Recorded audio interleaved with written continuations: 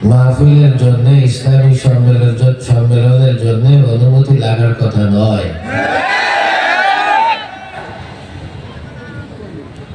এরপরেও যদি অনুমতি লাগে, আপনারা অনুমতি দিবেন, অসুবিধা কি?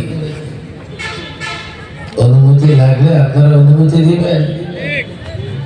যদি মনে করেন কোন ধরনের আশঙ্কা আছে, নিরাপত্তা দেবেন। 6 মাস ধরে একটা ধর্মীয় সভা সমাবেশের আয়োজন চলছে, এখন হুট করে এটাকে তো আর শেষ করে দেওয়া যাবে না। প্রশাসনের ঊর্ধ্বতন কোনো কর্মকর্তা থাকলে আমি আপনাকে অনুরোধ করবো, আপনি অনুমতি নিয়ে নেন। নির্বাচনের শিডিউল আজ ঘোষণা হবে, কাল ঘোষণা হবে। আগে থেকে তো নিশ্চিত জানা ছিল না। যদি জানা থাকতো হয়তো বা কর্তৃপক্ষ চিঠি দিয়ে, দরখাস্ত দিয়ে অনুমতি নিয়ে নিতেন। আমাকে বলা হলো এখন নাকি ম্যাজিস্ট্রেট এসছে, প্রশাসনিক দায়িত্বশীল এসছে। এখন আসলে তো এখন আনুষ্ঠানিকতা রক্ষা করা যায় না। প্রোগ্রামের লম্বা সময় ধরে প্রোগ্রাম আয়োজনের কত রকমের প্রচার হয়েছে। এই যে বিশাল প্যান্ডেল, এটা হতে হতে 2 দিন সময় লেগেছে। আমি প্রশাসনের ভাইদের কাছে অনুরোধ করব, আমরা দেশে অপরিচিত কেউ নই। আর এটা নির্বাচন তো লম্বা সময় বাকি। এখন শীতকাল, সারা দেশে মাহফিল হবে। এখন শীতকাল, সারা দেশে ইসলামী প্রোগ্রাম হবে। আমার বিশ্বাস আগেও যখন নির্বাচনের তারিখ ঘোষণা হয়েছে, ইসলামিক কোনো জলসা বন্ধ হয় নাই। আগামী 2 মাস শীতকালে বাংলাদেশে এটা ট্র্যাডিশন, এটা বাংলাদেশের ইতিহাস এবং ঐতিহ্যের সঙ্গে সম্পৃক্ত। শীতকালে এদেশে পাড়া মহল্লায়, গ্রামে গ্রামে মাহফিল হয়। তবে যেটা হতে পারে, আমি যতদূর বুঝি, আমিও হয়তোবা নির্বাচন করতে পারি। ধর্মীয় সভা সমাবেশগুলোতে কিংবা মসজিদে কোনো প্রার্থীকে ভোট চাওয়ার অনুমতি নাই। সেটা আপনারা বড় গুরুত্ব সহকারে দেখেন। আমরাও চাই কোনো প্রার্থী যেন মাহফিলে এসে ভোট চাওয়ার কাজটা না করতে পারে। মাহফিলে সব দলের লোকজন থাকে, মাহফিলে সব রকমের লোকজন থাকে, সব মতের লোকজন থাকে। এখানে কেবলমাত্র দ্বীনি কিছু বিষয় নির্দেশনা দেওয়া হয়। এখানে মানুষকে দ্বীনের পথে আহ্বান করা হয়। সুতরাং এই ধরনের প্রোগ্রামগুলো যে কোনো বিধি নিষেধ মুক্ত থাকে এবং অবাধে এই প্রোগ্রামগুলো চলতে থাকে। আমি ঢাকা থেকে 250 কিলোমিটার সফর করে এসেছি। রাস্তাঘাটও খুব বেশি সুবিধা না। বিশেষ করে ভাঙা থেকে ভাঙা শুরু হয়, ফরিদপুরে এসে ভাঙাই থাকে। আবার আপনাদের এই চুয়াডাঙ্গার কাছাকাছি এসে তো যথেষ্ট ভাঙা আসে।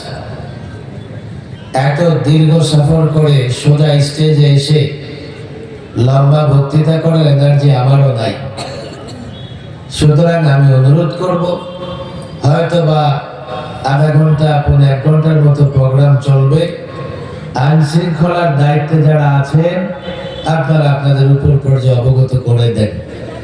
আমরা দেশের আইন জানি, আমরাও সচেতন, রাজধানীতে থাকি, আমরা নির্বাচনও করি, নির্বাচনে আমরা সরকারকে সহযোগিতাও করি। এবং এই সরকার যেটা ঠিকই আছে, সরকার যেটা এসছে, আমরাই তাদেরকে বসিয়েছি। জুলাই অভ্যুত্থানে আমাদের ছেলেরাই রক্ত দিয়েছে। শুধু জুলাই অভ্যুত্থানে নয়, 16 বছর আলেম ওলামারা ফ্যাসিবাদের বিরুদ্ধে 1 সাগর রক্ত দিয়েছে।